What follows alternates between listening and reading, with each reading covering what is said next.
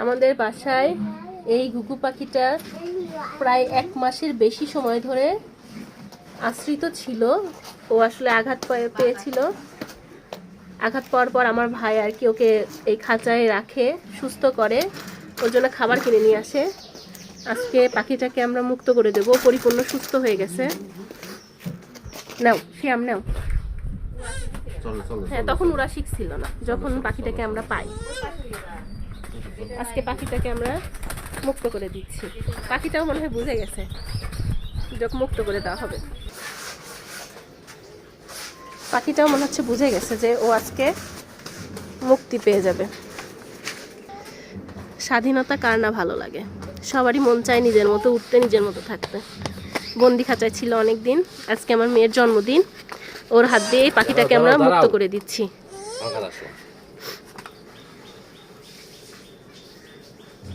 ও সুন্দরভাবে থাকুক, খাওয়া দাওয়া করতে পারুক, উঠতে পারুক, আমরা এটাই আশা করি। ছাড়ো।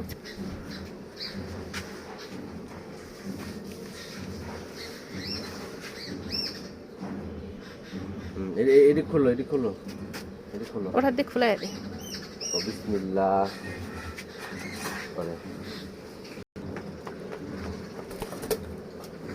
চলে গেল। যাই কো, তুই ছাড়ি দে।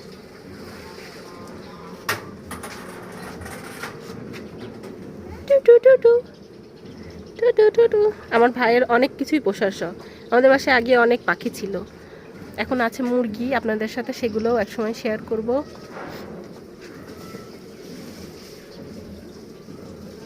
তুমি কি হ্যাপি? তুমি কি হ্যাপি? আসো। হ্যাপি আছো?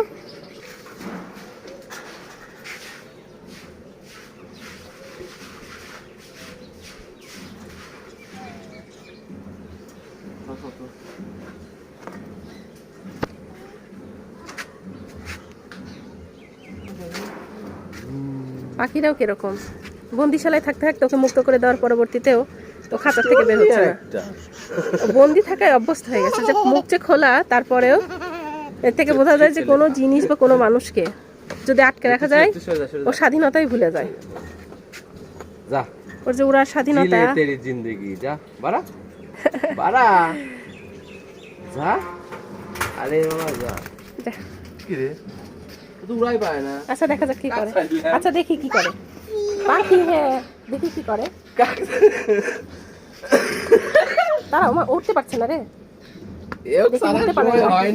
দাঁড়া দাঁড়া দাঁড়া, থাম থাম থাম, একটু থাম একটু থাম। আম্মু উঠতে পারে না তো। আম্মু পারে না, উঠতে পারছে না তো। ও ছোট না, ও মনে হয় খাঁচার মধ্যে থেকে উড়া ভুলে গেছে। উড়া বলে ছোট? না না, ছোট না, যা। ছোট থেকেই তো উড়ে বেড়ায় ওরা। ওরা কি আর খাঁচায় থাকে নাকি? মুরগির মতো ঘুরে বেড়াচ্ছে।